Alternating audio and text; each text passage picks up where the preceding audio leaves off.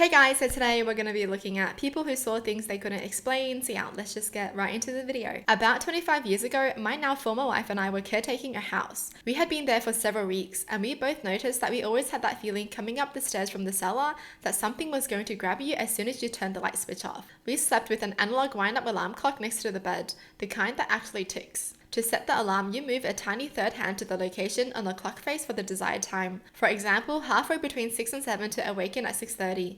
It's a physical process and there's very little way to get it wrong. We always had the clock set to wake us up at 6 a.m. It was not something we fiddled with on a daily basis. One night, the alarm clock went off at like 2 in the morning, old school ringing bells. Both my former wife and I woke up absolutely terrified. I saw a small figure, maybe 2 feet tall, run out of the room. I thought I must have been crazy until my former wife screamed, "Did you just see that thing?" We both described it as some sort of small gremlin. When we looked at the alarm clock, we saw that the alarm hand had been moved from 6 a.m. to 2 a.m. That's the whole story. Scared the F out of me, have no explanation for it. Nothing else ever happened there, but the cellar feeling persisted. So the little gremlin was just trolling them?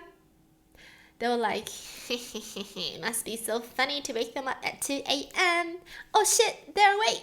I mean, at least they were just trying to have some fun, if you look on the positive side.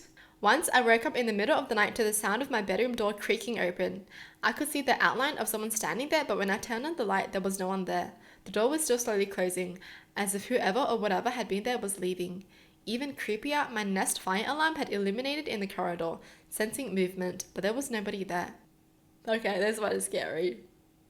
Well, I don't know why this one is scarier than the above one, but this one is scary. I was riding my bike down a rural road when I was 9 and found a garbage bag filled with red sludge and white sticks. I thought it was blood and bones, but I had a very PG childhood and I had never even seen pretend blood and bones, so I had nothing to compare to. I told myself it wasn't what I thought it was. After all, why would there be a ripped open garbage bag filled with blood and bones? 2 days later, I thought, look again, and if it is what you think it is, tell a grown-up. I biked back to the area and it was gone. I'm now old and have watched enough to confirm it was blood and bones. So the person came back to take the bag? That's so scary. Oh my gosh, I mean, it was a good thing that they left, right? But the fact that they actually rode the bike back to check, that's so dangerous. So in college, I studied in the UK. I lived in a house with a group of other American students that had stories of a ghost girl who passed away while living there. I never believed in any of it, but it was fun to play along. The kitchen had one way in and out, and right after you entered the kitchen to the right was a padlocked door to the cellar where she allegedly lived. I had the only key. We were all a little homesick near Thanksgiving, so decided to do a meal together. This required some creative cooking schedules due to small appliances in the kitchen. So one girl who didn't have class the next day offered to stay up late to get the turkey going.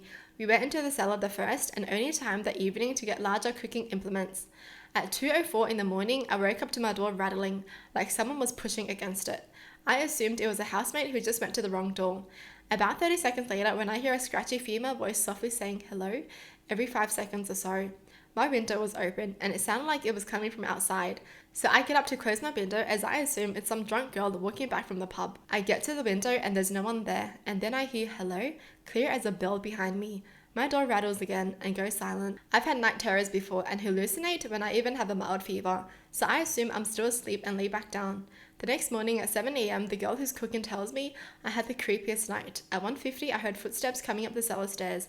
Then the door rattled. Then at 2:10, the door rattled again and I heard footsteps coming down. She told me this before I had said anything to anyone about what I'd experienced. That's scary. But I feel like someone was pranking him, because that would be something that I'd do.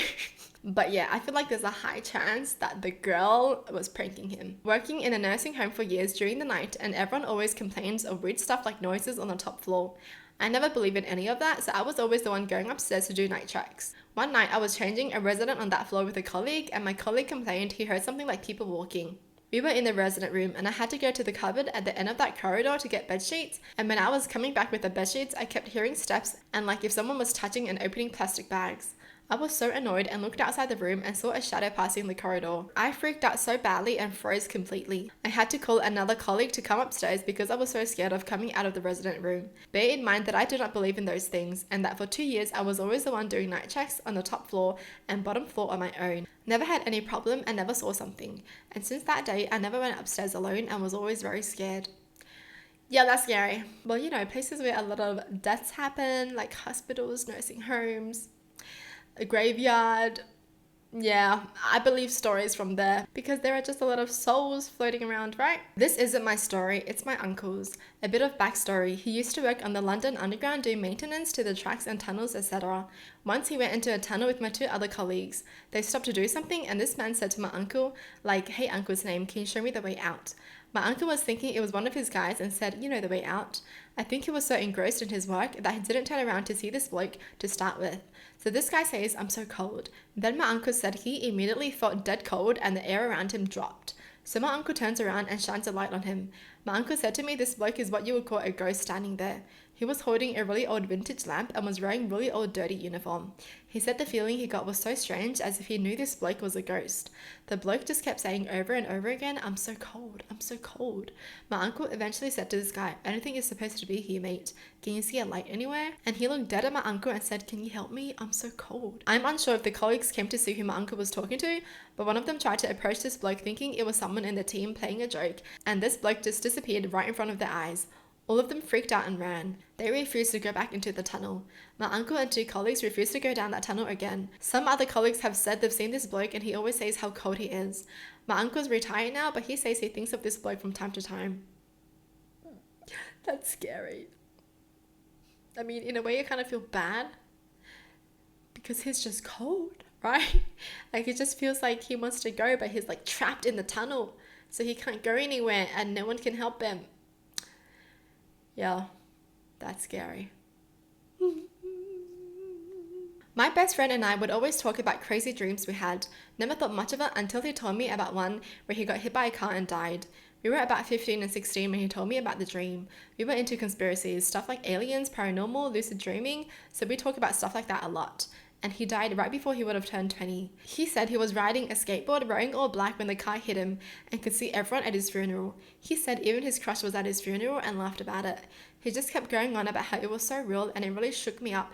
Then a few years later, after I long forgot about the dream he told me about, it happened for real. His crush was at his funeral. He did get hit by a car and die. He was wearing all black like in the dream, his work clothes, and he was riding my skateboard.